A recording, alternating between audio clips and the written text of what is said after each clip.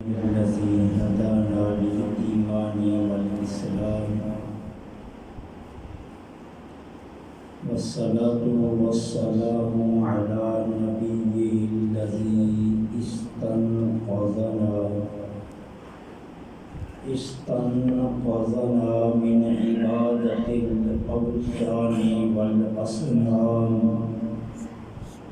وعلى آله وأصحابه النجباء البررة الكرام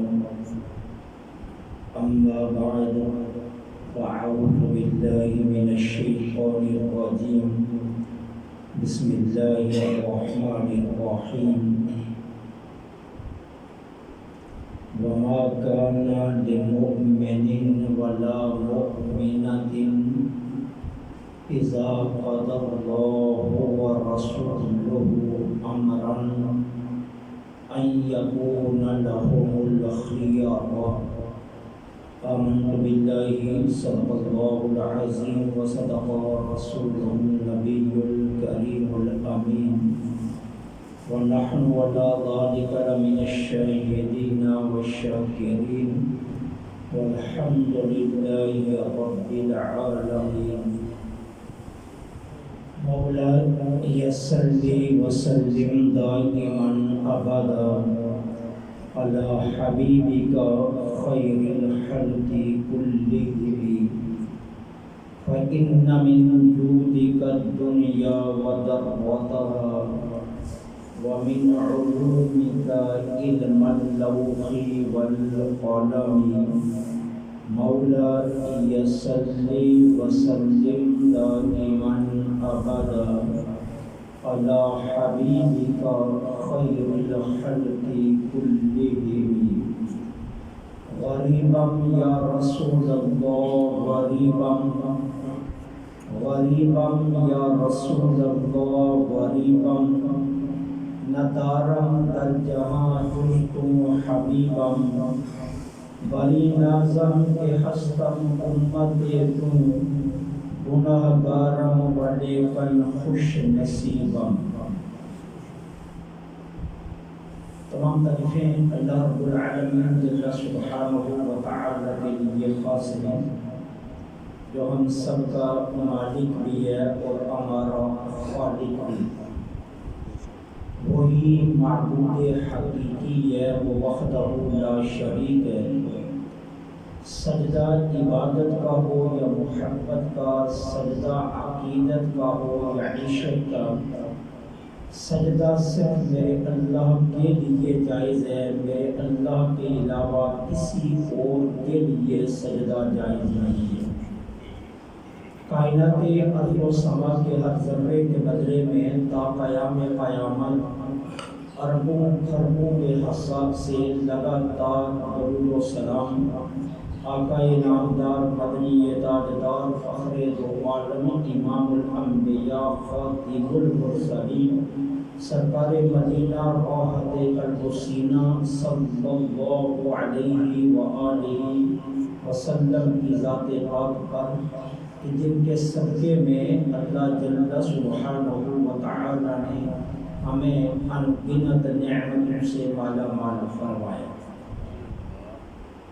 معزز اور محترم صاحب صدر قبلہ سید مظہر شاہ صاحب دامت برکاتہ القدسیہ، عزیز محترم خطیب مسجد حاضہ اور انتہائی عزت کے لائق سامعین ذی وقار، مجھے جو موضوع سخن دیا گیا ہے وہ ہے اختیارات مصطفیٰ صلی اللہ علیہ وسلم. اس موضوع کو سمجھنے سے پہلے اہل سنت و جماعت کا اس عنوان پر عقیدہ سمجھ لیجیے. جب آپ اپنے عقیدے کو سمجھ لیں گے تو پھر موضوع بھی آپ کی سمجھ میں رہے گا، اور اگر کبھی کبھار کسی دوسرے شخص کو تبلیغ کرنی پڑ گئی اور اسے آپ کو اپنا عقیدہ اس موضوع پر بتانا پڑا تو آپ کے لیے آسانی رہے گی۔ اختیارات مصطفیٰ کے متعلق ہم اہل سنت و جماعت کا عقیدہ یہ ہے کہ اللہ تعالی عز و جل نے بہت سارے احکام اپنے محبوب کو تفویض فرما دیے ہیں، ان کے سپرد کر دیے۔ اب حضور کی مرضی ان احکامات میں جس طرح چاہیں، جب چاہیں، جس کے لیے چاہیں اور جس وقت چاہیں اور جیسی چاہیں تبدیلی فرما دیں۔ ہر بات، ہر وقت، ہر لمحے اللہ سے دوبارہ پوچھنے کی ضرورت نہیں ہے، بلکہ اللہ نے اپنے محبوب کو اختیارات تفویض فرما دیے۔ اب حضور علیہ السلام کی مرضی مبارک پر یہ بات منحصر ہے کہ ایک ہی چیز جب چاہیں ایک بندے کے لیے حلال فرما دیں اور وہی چیز حضور چاہیں تو دوسرے کے لیے حرام فرما دیں۔ یہ اللہ نے اختیار حضور کو عطا کر دیا، اور اس اختیار کے عطا کرنے کے بعد اللہ تعالی نے ہمیں بحیثیت مسلمان حکم یہ دیا ہے کہ ما آتاکم الرسول فخذوہ وما نہاکم عنہ فانتہوا، کہ جو میرا رسول دے وہ لے لو، جس سے روکیں اس سے رک جاؤ۔ سبحان اللہ۔ اللہ نے اپنے اختیارات اپنے محبوب کو دے دیے اور ہمیں معاملات میں حضور کی اتباع کا پابند کر دیا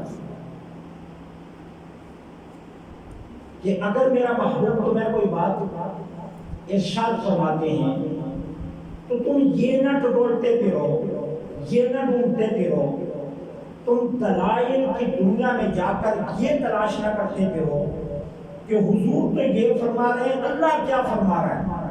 اللہ نے فرمایا نہیں، ایسا مت کرنا، جو میرا محبوب فرما رہا ہے وہی میں کہہ رہا ہوں۔ سبحان اللہ۔ لہذا تمہیں یہ حق نہیں پہنچتا کہ تم یہ پوچھتے پھرو کہ اللہ کیا فرما رہا ہے۔ تمہارے لیے پابندی یہ ہے کہ میرے محبوب نے جو فرما دیا اسے قبول کر لو، اور میں نے اپنے اختیارات اپنے محبوب کو تفویض کر دیے۔ یہ ہے ہم اہل سنت و جماعت کا عقیدہ، اور ہمارا عقیدہ محض ہماری محبت پر مبنی نہیں، ہماری عقیدت پر مبنی نہیں، ہمارے عشق پر مبنی نہیں، ہمارے خلوق پر مبنی نہیں ہے، بلکہ ہمارا عقیدہ قرآن اور سنت کے عین مطابق ہے۔ میں نے اپنے خطبہ میں جو آیہ کریمہ کا حصہ تلاوت کیا اس میں اللہ تعالیٰ عز و جل فرماتے ہیں کہ کسی مومن مرد کو اور کسی مومنہ عورت کو جب اللہ اور اس کے رسول کا فیصلہ آ جائے تو پھر اپنا فیصلہ دینے کا کوئی اختیار نہیں ہے۔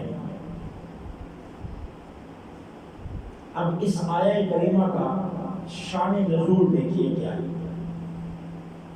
یہ آیہ کریمہ نازل ہوئی ہے حضرت زینب بنت جاش، عبداللہ ابن جاش اور ان کی والدہ امیمہ بنت عبد المطلب رضی اللہ تعالی عنہما وعنہن، ان لوگوں کے متعلق۔ اب ذرا دیکھنا یہ کون ہے؟ حضرت امیمہ یہ حضور علیہ السلام کی سکی پھوپھی جان ہے۔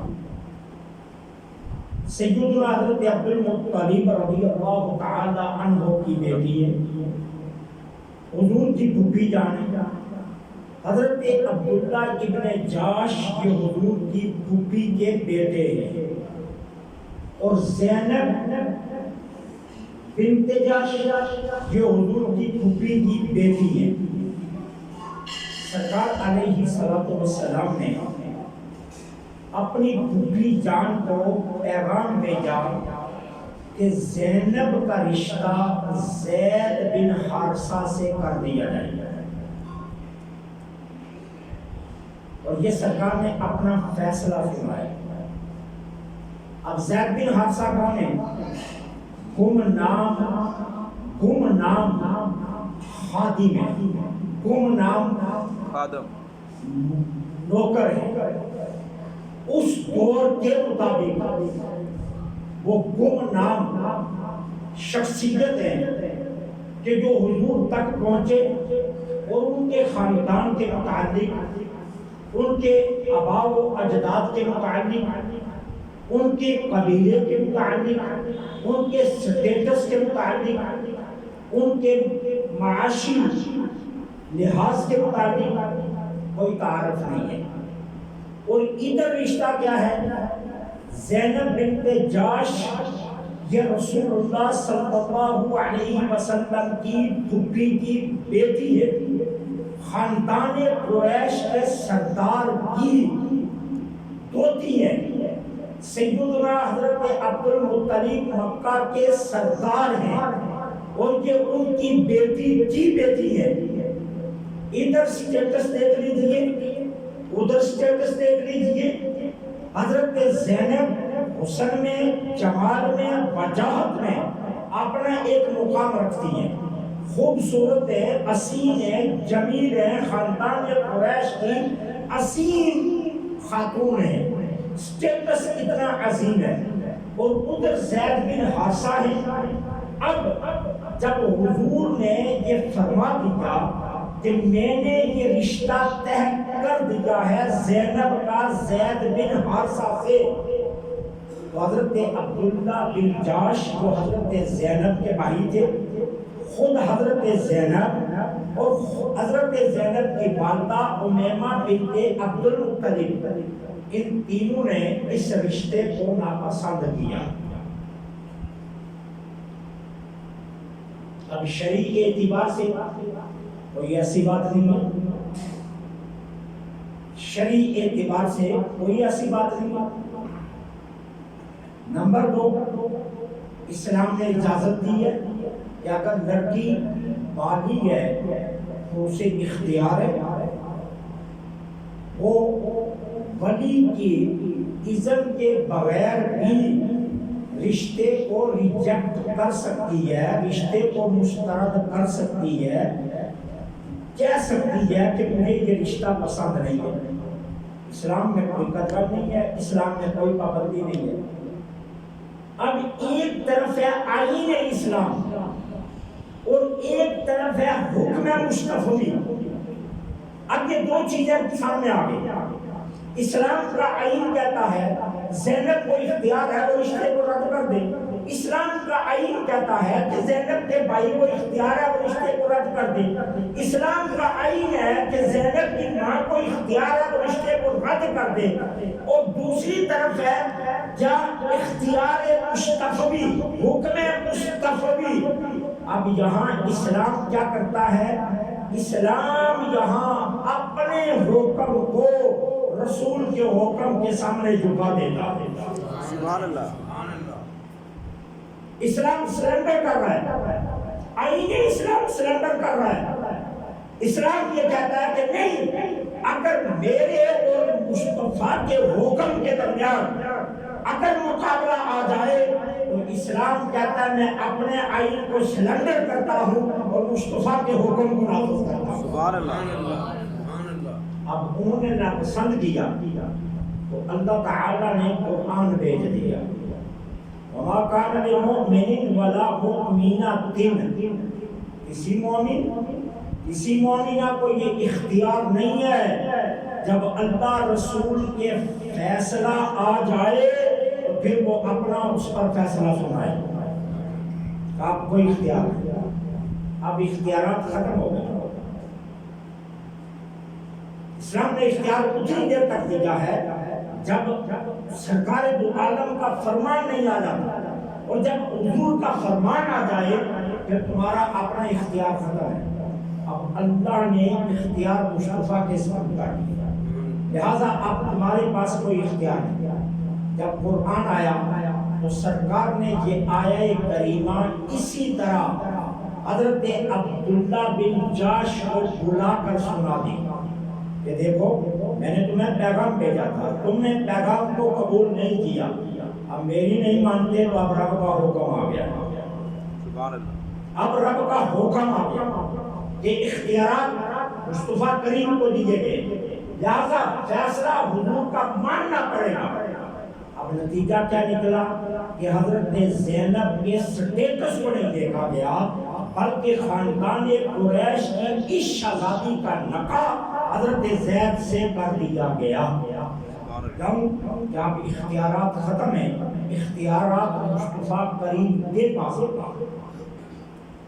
اس لیے ہمارا یہ عقیدہ ہے کہ اللہ نے حضور کو اختیارات تفویض فرما دیے، آپ جس کے لیے چاہیں، جو حکم چاہیں، جس وقت چاہیں وہ نافذ فرما دے، وہ حکم اس کے لیے لازم ہو۔ اب قرآن کریم دوسرے مقام پر پھر ارشاد فرماتا ہے فَلَا وَرَبِّكَ لَا يُؤْمِنُونَ حَتَّى يُحَكِّمُوكَ فِيمَا شَجَرَ بَيْنَهُمْ۔ اب یہاں اس حکم میں دیکھنا بڑی سختی ہے۔ فَلَا وَرَبِّكَ، دو مرتبہ قسم، فَلَا وَرَبِّكَ، محبوب قسم، محبوب تمہارے رب کی قسم، دو قسمیں اٹھائی گئی حکم بیان کرنے سے پہلے۔ فلا وربک، فلا وربک، وہ بھی قسم کیا اور فا بھی قسم کے لیے، محبوب قسم اور آپ کے رب کی قسم۔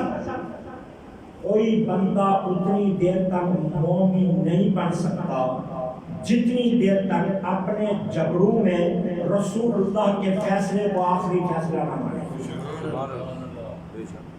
قرآن نے دو قسمیں اٹھا کر اعلان کر دیا، دو قسمیں کہہ کر قرآن نے یہ بیان کر دیا کہ تمہیں اپنے سارے جھگڑے، تمہیں اپنے سارے معاملات در خدا پر نہیں چوکھٹ مصطفیٰ پر لانے ہوں گے، اور دربار رسالت معاب سے جو فیصلہ صادر کیا جائے گا وہی فیصلہ تمہیں حتمی ماننا پڑے گا ہر حال میں۔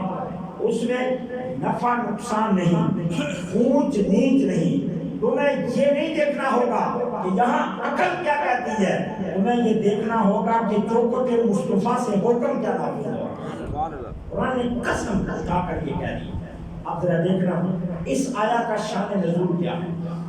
اس آیا کریمہ کا شان نزول کچھ اس طرح ہے کہ اہل مدینہ اپنے کھیتوں کو پہاڑی پانی سے سیراب کیا کرتے ہیں۔ مدینہ طیبہ میں پانی کی نہر کوئی نہیں تھی، نہری نظام کوئی نہیں تھا، کوئی ایسا چشمہ، کوئی ایسا کنواں، کوئی ایسا کھال کا سسٹم نہیں تھا کہ جس سے کھیتوں کو سیراب کیا جاتا۔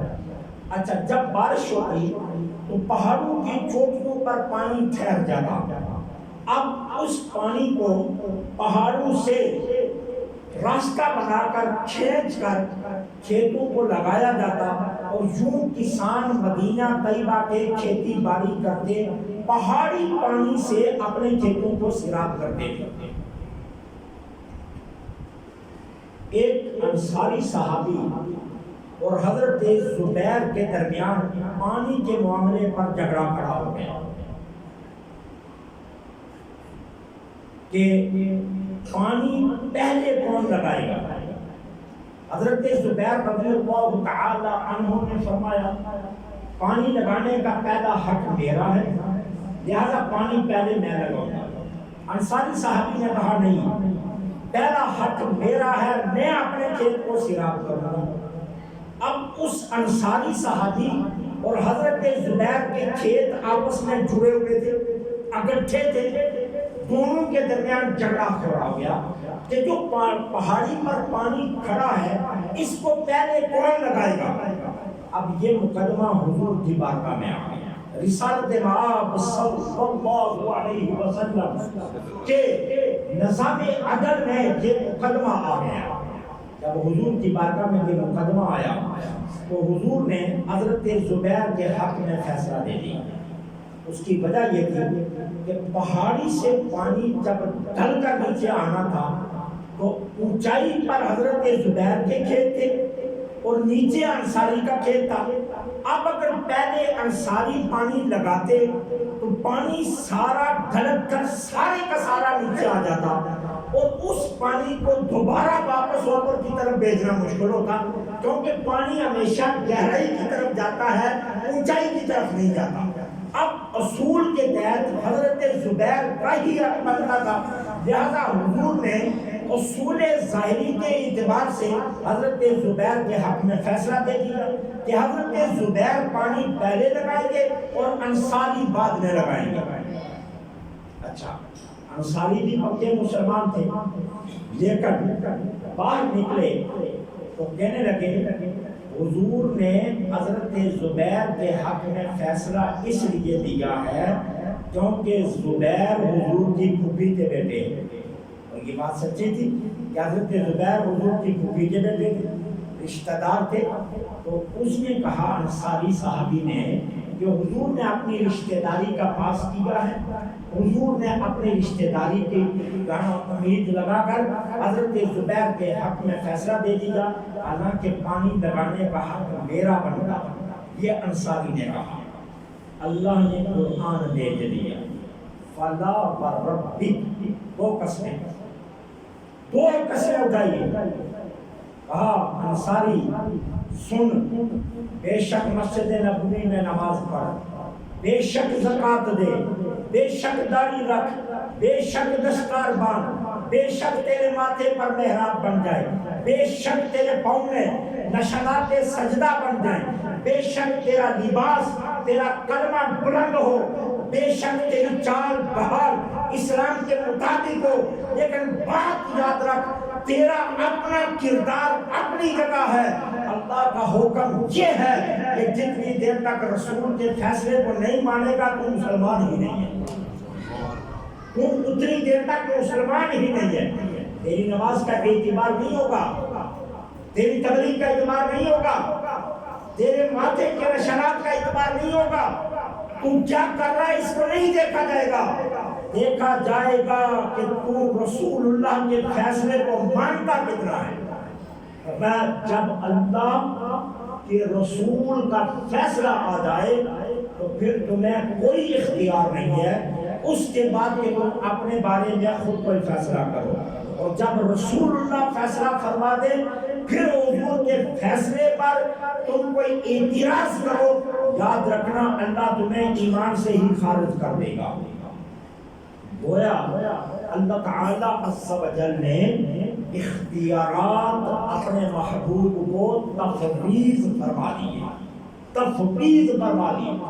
اب بار بار پوچھنے کی ضرورت نہیں، صحیح بخاری شریف کی یہ حدیث پاک ہے جس کو امام مسلم نے بھی ایک ہی روایت کے مطابق روایت کیا ہے، متفقن علیہ کی حدیث پاک ہے۔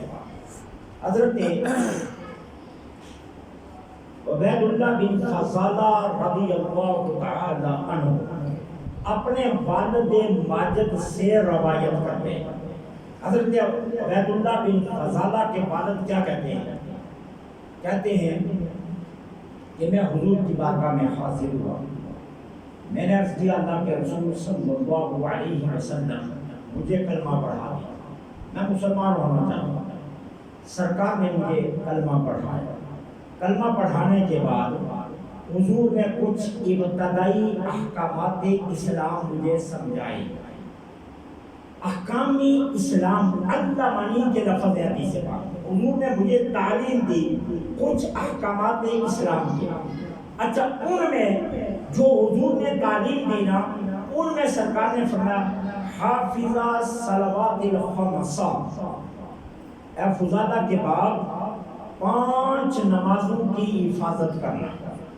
5 نمازیں پابندی سے پڑھنا. مسلمان ہو گئے ہو، کلمہ پڑھ لیا ہے، اب تمہارے اوپر لازم ہے 5 نمازیں فرض ہیں. تم بالغ ہو، مسلمان ہو، کلمہ گو ہو، اب 5 نمازیں تمہارے اوپر فرض ہیں. 5 نمازوں کی حفاظت کرنا. اب دیکھیے، علماء سے پوچھیے، نماز کا ذکر قرآن میں سب سے زیادہ آیا ہے. اشارات ڈالیں، واضح آیات کو ڈالیں، احکامات نماز کو ڈالیں، 300 سے زائد مرتبہ تو ذکر قرآن میں. نماز کی پابندی، نماز اتنی اہم عبادت ہے کہ قرآن نے بار بار اس پابندی کا حکم دیا کہ نماز پابندی سے پڑھو، نماز کو قائم کرو. نماز اللہ کا ذکر ہے، نماز بے حیائی سے روکتی ہے. جگہ جگہ قرآن میں اللہ نے نماز کی پابندی کا حکم دیا. علماء کہتے ہیں سر معاشر، جب معاشر سج جائے گا تو ایک مسلمان کا جو حساب شروع ہوگا وہ نماز سے ہوگا. پہلا سوال نماز کا ہوگا. نماز کتنی اہم بات، اتنی محترم بات. اب حضرت فضالہ کے والد آگے سے جواب کیا دیتے ہیں؟ یعنی خود حضور، میں تو بڑا کام کاج کا بندہ ہوں، میں تو مزدور ہوں، میں تو محنت مشقت کرتا ہوں، میں تو نمازیں نہیں پڑھوں گا. حضور کے سامنے کہہ رہے ہیں میں تو نمازیں نہیں پڑھوں گا. اب حق تو یہ تھا، حضور فرماتے بھائی نمازیں میں نے تو فرض کی ہیں، نمازیں تو اللہ نے فرض کی ہیں. بھائی نماز میں میرا تو اختیار نہیں ہے، اللہ کا حکم ہے. بھائی فضالہ اس میں میں کیا کر سکتا ہوں؟ اللہ کہتا ہے 5 نمازیں پڑھو. اب میرے پاس تو کوئی اختیار نہیں ہے نا کہ میں تمہیں کہہ دوں نہ پڑھو، اور پھر تمہارا کوئی عذر بھی معقول نہیں ہے. جی میری ٹانگیں کٹی ہیں، میرے بازو کٹے ہیں، میری زبان نہیں چلتی، میرا فلاں عذر ہے، جس عذر کی بنیاد پر مجھے نماز سے محروم کر دیں آپ. لیکن ایسا کوئی عذر نہیں ہے کام کاج دنیا کے لیے نماز چھوڑنی ہے. جی میں باغوں میں کام کرتا ہوں، میں کھیتوں میں کھلیانوں میں تیاریاں بناتا ہوں، اس لیے میں مصروف رہتا ہوں، میں نمازیں نہیں پڑھوں گا. بھلا یہ بھی کوئی کام بات ہے؟ لیکن حضرت فضالہ نے حضور کی بارگاہ میں یہ عرض کر دیا، حضور میں مصروف بنتا ہوں، میں نمازیں نہیں پڑھوں. یہ صحیح بخاری اور صحیح مسلم کے حدیث ہے. سرکار نے فرمایا اچھا یہ بتاؤ کتنی پڑھ سکتا ہے، کتنی پڑھ سکتا ہے؟ ہم نے عرض کی حضور کوئی ایک آدھی پڑھ لوں گا. 5 نہیں، کوئی ایک آدھی. سرکار نے فرمایا اچھا ایک آدھی نہ کر، یوں کر تو صرف 2 پڑھ لیا. اللہ نے کتنی فرض کی ہے؟ 5. قرآن نے ذکر کتنی نمازوں کا ہے؟ 5 کا. حکم کیا؟ 5 پڑھو. قرآن کہتا ہے کہ اللہ کا حکم حتمی ہے، لا تبدیل لکلمات اللہ، اللہ کے احکامات میں تبدیلی نہیں آ سکتی. اب یہاں معاملہ آ گیا ذات مصطفیٰ کے اختیارات کا. حضرت فضالہ کو میرے نبی کیا فرما رہے ہیں؟ تم 2 نمازیں پڑھ لیا. کون کون سی؟ عصر کی نماز اور فجر کی نماز. سبحان اللہ. عصر کی نماز اور فجر کی نماز پڑھ لیا کرو، باقی 3 میں نے تمہیں معاف کر دی، سبحان اللہ، باقی 3 میں نے تمہیں معاف کر دی۔ تم 2 شروع کرو، عصر پڑھا کرو، فجر پڑھا کرو، بس 2 نمازیں پڑھ لیا کرو، باقی 3 معاف ہیں۔ اور یہ معافی وہ نہیں ہے کہ قیامت کے دن تم سے پوچھا جائے گا کہ 2 پڑھی ہے 3 کیوں نہیں پڑھی، یہ وہ معافی ہے کہ قیامت کے دن بھی تم سے سوال نہیں ہوگا کہ تو نے 3 کیوں نہیں پڑھی تھی۔ اس کو کہتے ہیں اختیار مصطفیٰ، کہ اللہ نے اپنے حبیب کو یہ اختیار دے دیا ہے۔ اب ذرا اس حدیث پر جو اصل نقاط محدثین نے لکھے ہیں وہ ذرا سمجھیں۔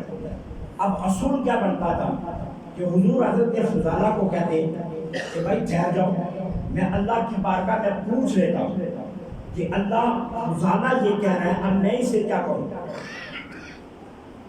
نمبر 2، حضور یہ فرماتے کہ اچھا تم 2-4 دن کے بعد ٹھہر کر آنا، جبریل امین آئے گا، میں تمہارا مقدمہ اللہ کی بارگاہ میں بھیج دوں گا، پھر جبرائیل کی جواب لے کر آئے گا، وہ میں تجھے بتا دوں گا۔ 2-4 دن ٹھہر جاؤ بھائی، 2-4 دن کے بعد فیصلہ کریں گے کتنی نمازیں تم نے پڑھنی ہیں کتنی نہیں پڑھنی ہے۔ کیوں؟ حکم اللہ کا ہے، اختیار اللہ کا ہے، میں تو کچھ نہیں کر سکتا، قرآن کا حکم ہے، اللہ کا حکم ہے، تو میں تو اس میں تبدیلی نہیں کر سکتا، لہٰذا تم ٹھہر جاؤ، میں رب سے پوچھ لیتا ہوں۔ حضور نے ایسا کوئی جواب نہیں دیا، وہیں بیٹھے بیٹھے میرے نبی نے یہ فیصلہ کر دیا کہ فضالہ تم 5 کے بجائے 2 پڑھ لیا کرو۔ پتہ یہ چلا کہ اللہ نے اختیارات اپنے محبوب کو تفویض کر دیے تھے کہ محبوب جس کو چاہیں جتنا چاہیں جس وقت چاہیں عطا کر دے، آپ کو رب سے پوچھنے کی ضرورت نہیں ہے، خدا کی خدائی میں آپ مختار کل ہیں، جو فیصلہ آپ کریں گے وہی رب کی بارگاہ کا فیصلہ ہے۔ سبحان اللہ، نعرہ تکبیر، اللہ اکبر، نعرہ رسالت، یا رسول اللہ، نعرہ حیدری، یا علی، سرکار کی آمد، مرحبا، حضور کی آمد، مرحبا۔ یہ حدیث پاک جو میں عرض کرنے لگا ہوں، یہ بخاری اور ابو داؤد شریف دونوں کتابوں میں یہ حدیث پاک موجود ہے۔ علماء بیٹھے ہیں، ان سے پوچھ لینا مسئلہ یہ فقہی، یہ آپ ان سے پوچھ سکتے ہیں۔ قربانی کے جانور کے لیے کچھ شرائط ہیں، صحت مند ہو، بے عیب ہو، بھیڑ بکری بکرا ٹنپا چھترا، ان کی عمر 1 سال مکمل ہونی چاہیے۔ ہاں اگر چھترا اتنا موٹا تازہ ہے کہ دور کھڑا کر کے دیکھا جائے تو وہ سال کا لگے، لیکن عمر اس کی سال سے کم ہو تو پھر بھی جائز ہے۔ لیکن بکرے کے لیے یہ حکم نہیں ہے، بکرا دور سے بھی اگر سال کا لگے لیکن عمر کم ہے تو جائز نہیں ہے، اس کی قربانی نہیں ہوگی۔ اور اگر کسی نے ایسا جانور قربان کر دیا تو وہ صدقہ گنا جائے گا، قربانی نہیں گنی جائے گی، اور قربانی اس کے ذمہ واجب قائم رہے گی۔ وہ جتنی دیر تک قربانی کی شرائط والا جانور نہیں دیتا اتنی دیر تک قربانی اس کے ذمہ سے ساقط نہیں ہوگی۔ اب یہ ہے شریعت کا ہوگا۔ اب اختیار مصطفیٰ دیکھیں، حضرت برہ بن عازب رضی اللہ تعالی عنہ اس حدیث کے راوی ہیں، کہتے ہیں حضرت ابو بردہ اسلمی رضی اللہ تعالی عنہ، میرے آقا کے بہت پیارے صحابی ہیں حضرت ابو بردہ اسلمی رضی اللہ تعالی عنہ، انہوں نے عدم علم کی وجہ سے، فقہی مسئلے کا پتہ نہ ہونے کی وجہ سے انہوں نے کیا کیا، انہوں نے اپنا جانور نماز عید ادا کرنے سے پہلے ذبح کر دیا، قربانی کا جانور، ابھی عید کی نماز نہیں ہوئی تھی، قربانی کا جانور ذبح کر دیا۔ اب حکم کیا ہے کہ نماز سے پہلے قربانی کا جانور آپ ذبح نہیں کر سکتے۔ اس وقت چونکہ عیدگاہ پورے شہر کے لیے ایک ہوتی تھی اور شہر چھوٹے تھے. اب چونکہ آبادیاں بڑھ گئی ہیں، اب حکم یہ ہے کہ جب آپ کے محلے کی مسجد میں نماز عید ہو جائے تو اس کے بعد قربانی کریں گے. اگر محلے کی مسجد میں نماز عید نہیں ہوئی ہے اور آپ دوسرے محلے میں چلے گئے اور وہاں سے عید پڑھ کر آپ جلدی آ گئے تو آپ کو اختیار نہیں ہے کہ آپ قربانی کا جانور ذبح کریں. اپنے محلے کی مسجد کا حکم آپ پر لاگو ہوگا. محلے کی مسجد میں جب نماز عید ہوگی تو آپ اس کے بعد اپنا جانور ذبح کریں گے. اب شریعت کا حکم یہ ہے. اب اس وقت کیونکہ سارے لوگ حضور کے پیچھے نماز عید پڑھتے تھے، ایک عیدگاہ تھی مرکزی جہاں تمام صحابہ جمع ہو کر نماز پڑھتے تھے. حضرت ابو بردہ اسلمی رضی اللہ تعالی عنہ نے اپنا جانور نماز عید سے پہلے ذبح کر دیا. مقدمہ حضور کی بارگاہ میں آ گیا. مسئلہ استفتاء دربار رسالت معاد میں آ گیا کہ حضور ابو بردہ اسلمی نے اپنا جانور عید سے پہلے ذبح کر دیا ہے. سرکار نے فرمایا وہ صدقہ ہوا، وہ قربانی نہیں ہوئی ہے. ابو بردہ اسلمی سے کہو کہ وہ اور قربانی دے. عرہ بن عازب حضرت ابو بردہ اسلمی کے پاس چلے گئے. کہا اللہ کے رسول کا فتویٰ یہ ہے کہ تمہاری قربانی نہیں ہوئی، تمہاری قربانی نہیں ہوئی ہے. یہ فتویٰ کس کا؟ اللہ کے رسول صلی اللہ علیہ وسلم کا کہ تمہاری قربانی نہیں ہوئی ہے. اب حکم کیا ہے؟ قربانی اور دو. حضرت ابو بردہ اسلمی حضور کی بارگاہ میں آیا.